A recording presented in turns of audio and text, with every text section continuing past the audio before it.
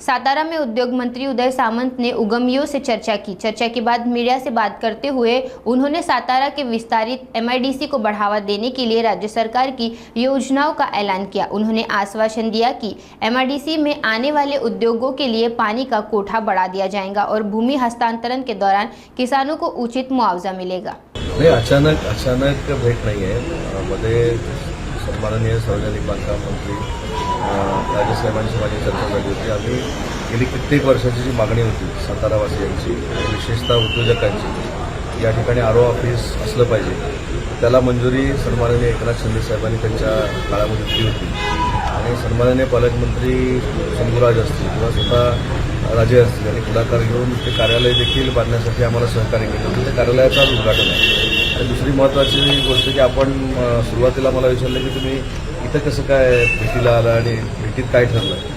भेटीत हेच ठरलं महायुतीची ताकद वाढवायची, बाकी काही ठरलं नाही। आणि दुसरी महत्त्वाची गोष्ट म्हणजे 2004 पासून मी आणि सन्माननीय राजेसाहेब हे एकत्र विधानसभेमध्ये होतो, सहकारी म्हणून एनसीबीमध्ये देखील काम केलेलं आहे आणि आज त्यांच्या जिल्ह्यामध्ये येत असताना त्यांच्या घरी फक्त सदिच्छा भेट होती। त्याने झाली ना चर्चा, मी तेच सांगितलं की 8 दिवसापूर्वी जी चर्चा झाली त्याच्यामध्ये या साताऱ्यामध्ये आयटी पार्क निर्माण करावा हीच भूमिका राजेंची होती। त्याच्यावर चर्चा झाली। कालच आमचे दोन जागा बघितलेल्या आहेत आणि दोन्ही जागेंचा सर्वे काल आमच्या डेप्युटी सीओने येऊन केलेला आहे। ती सकारात्मक आहे। आज आम्ही त्याच्यावर निर्णयच घेऊन मी इथं जाणार आहे। दुसरी महत्त्वाची गोष्ट की त्यांच्या सगळ्यांच्या प्रयत्नानं आपल्या जिल्ह्यामध्ये म्हसवडचा कॉरिडॉर मोठा 3000 एकरमध्ये होतोय, त्याचं देखील नियोजन कसं करायचं आहे भविष्यातलं त्याचा देखील आम्ही निर्णय घेणार आहोत आणि इथल्या ज्या संघटना आहेत त्या संघटनांची चर्चा करून त्यांच्या अडीअडचणी सोडवण्याचा देखील प्रयत्न आज होतो। एक याच्यातली महत्त्वाची गोष्ट आहे की एमआयडीसी उभारत असताना पूर्वीचे जे स्थानिक रहिवासी आहेत, पूर्वीचे जे उद्योजक आहेत, पूर्वीचे जे शेतकरी आहेत, त्यांचा पाण्याचा कोठा कुठेही कमी होणार नाही ही आमच्याकडनं दक्षता घेतली जाईल।